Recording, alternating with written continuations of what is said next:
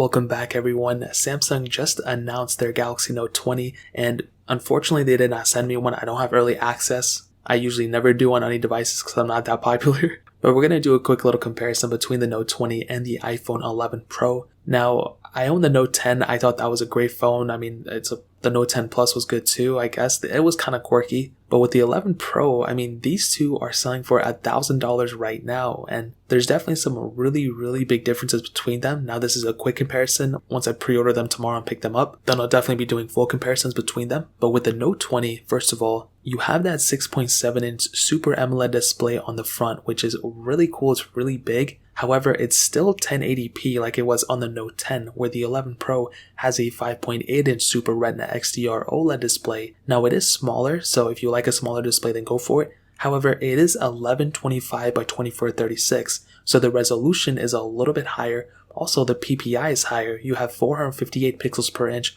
on the 11 Pro. On the Galaxy Note 20, you have 393 pixels per inch. So definitely a little bit of a difference, so keep that in mind. On the Note 20, you have a triple camera setup on the back, and the 11 Pro has a triple camera setup too, and they both kind of honestly look the same. They kind of look the same setup. Obviously, the Note 20s is like kind of 3 cameras in a row, where the 11 Pros is kind of scattered, but they both kind of look like the same matte glass texture on the back. And obviously, the Note 20 has that hole punch display on the front, where the 11 Pro has that notch still. And this might be a little bit unfair because the new iPhones are about to come out, so definitely at some point sooner than later, I'll be doing another comparison between the iPhone 12 and the Note 20. But in terms of the front, that's really pretty much the differences. Obviously, the Note 20 has that S Pen, which is really cool. A big thing though, the Note 20 does have that 120Hz refresh rate option, where the 11 Pro does not have it. It's rumored to come in the iPhone 12, so keep that in mind, but the 11 Pro, as of right now, does not have that right now. So in terms of software, pretty big differences, Android, iOS,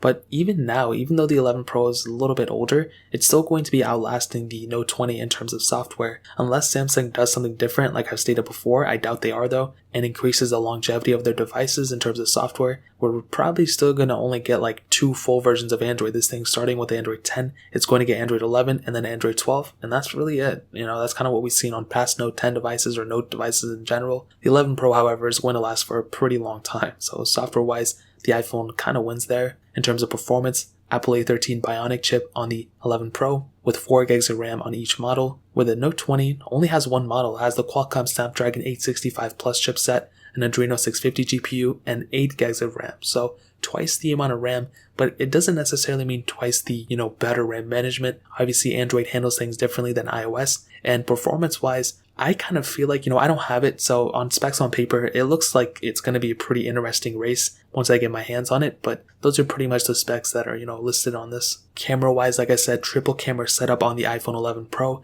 3 12-megapixel sensors, a wide telephoto and ultra-wide sensor, when the Samsung Galaxy Note 20 has that 12-megapixel wide-angle lens, 64-megapixel telephoto lens, then a 12-megapixel ultra-wide sensor. And I always find it weird, like, shouldn't it be switched? Shouldn't the ultra-wide sensor be the higher one? It doesn't really matter, I guess, but you have the ability of shooting 4K at 60 on both phones, but you do have the ability of shooting 8K videos on the Note 20, which is huge. That is a really cool thing. And we have that capability on the Note 20. Don't have it on the iPhones yet, but like I said, iPhone 12s may bring it. And on the front, 12-megapixel sensor on the iPhone 11 Pro, 10-megapixel sensor on the Note 20, and you can do 4K at 60 on both phones, which is really cool on the front. Ending it off with the battery life, a 3046 mAh battery on the iPhone 11 Pro. The Note 20 has a 4300 mAh battery. You can do wireless charging on both. However, the Note 20 does have that reverse wireless charging, which is a really cool feature. So I kind of feel like the battery may be better on the Note 20, but I've been using my 11 Pro every day, and that's been having tremendous battery life. So that's kind of a quick little comparison. Again, they're both going to be retailing for $1,000.